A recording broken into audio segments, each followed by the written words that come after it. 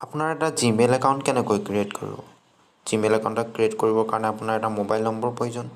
ব'লক জিমেইল একাউণ্টটো ক্ৰিয়েট কৰিবৰ কাৰণে ক্ৰম ব্ৰাউজাৰত যাওঁ। ক্ৰম ব্ৰাউজাৰত ক্লিক কৰিলে, ক্লিক কৰাৰ পিছত আপোনাৰ gmail.com তাত আপুনি ক্লিক কৰিলে,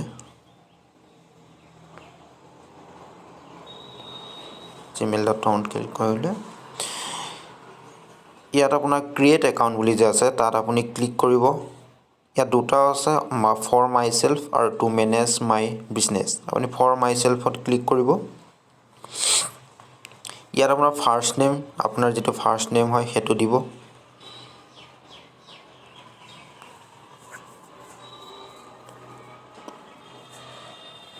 ইয়াত লাষ্ট নেম দিব।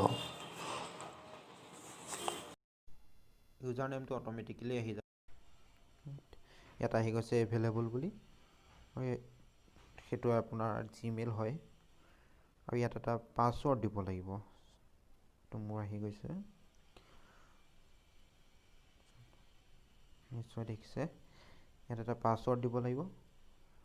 আপুনি সেই পাছৱৰ্ডটো ইয়াত নিজে চুজ কৰি দিয়ক। আপোনাৰ নিজৰ মনৰ ইচ্ছামতে এটা পাছৱৰ্ড দিয়ক, 8 ডিজিটৰ। আৰু ইয়াত সেই পাছৱৰ্ডটো কনফাৰ্ম কৰি দিব, যিটো পাছৱৰ্ড আপুনি তাত দিছিলে। শ্ব' পাছৱৰ্ডত আপুনি ক্লিক কৰি পাছৱৰ্ডটো চাব পাৰে। নেক্সটত ক্লিক কৰি দিলে ইয়াত আপোনাৰ মোবাইল নম্বৰ দিব লাগিব, যিটো মোবাইল নম্বৰত আপুনি জিমেইল একাউণ্টটো ক্ৰিয়েট কৰিব বিচাৰে। সেইটো মোবাইল নম্বৰ আপুনি ইয়াত দি দিলে। আৰু ইয়াত এটা ৰিকভাৰী ইমেইল এড্ৰেছ অপশ্যনেল হয়, আপুনি এটা যিকোনো ইমেইল এড্ৰেছ দিব পাৰে যদি আপোনাৰ মেইলটো বা জিমেইলটো ডিলেট হৈ যায় ৰিকভাৰ কৰিবৰ কাৰণে। আৰু ইয়াত ডেট অফ বাৰ্থটো দিব লাগিব। ডেট অফ বাৰ্থটো দি দিব। আপোনাৰ যিটো ডেট অফ বাৰ্থ হয় সেইটো দি দিলে। আৰু তলত জেণ্ডাৰ আছে, জেণ্ডাৰটো কৰি দিলে আৰু নেক্সট ক্লিক কৰি দিলে। নেক্সটত ক্লিক কৰাৰ পিছত অলপ টাইম ৱেইট কৰিব। আপোনাৰ জিমেইল একাউণ্টটো হৈ গৈছে আৰু আপোনাৰ মোবাইল নম্বৰত এটা OTP গৈছে। OTPটো ভেৰিফাই কৰিব লাগিব। চেণ্ডত ক্লিক কৰাৰ পিছত আপোনাৰ মোবাইল নম্বৰত যিটো OTP গৈছে OTPটো আপুনি ইয়াত ভেৰিফাই কৰি দিব।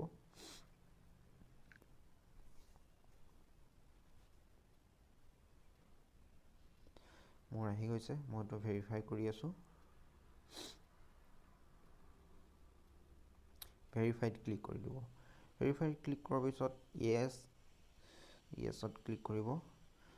তললৈ আহিব, অলপ স্ক্ৰল ডাউন কৰি আই এগ্ৰীত ক্লিক কৰি দিব।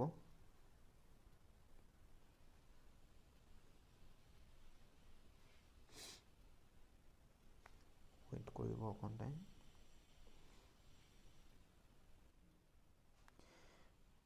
ফাইনেলি আপোনাৰ মোৰ জিমেইল একাউণ্টটো ক্ৰিয়েট হৈ গৈছে।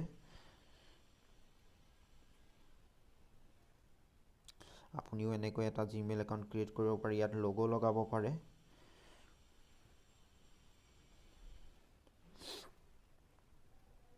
ইনবক্সত আপোনাৰ যিখিনি মেইল আহিব সেইখিনি চাব পাৰে।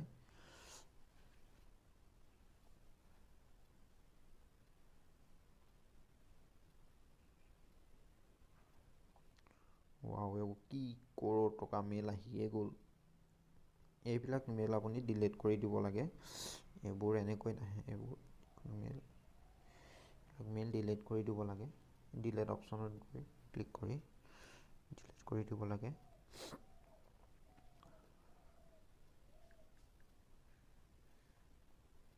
অতি সহজ হয়। ভিডিঅ'টো ভাল লাগিলে লাইক কৰিব আৰু চেনেলটো ছাবস্ক্ৰাইব কৰিব নাপাহৰিব। Thank U.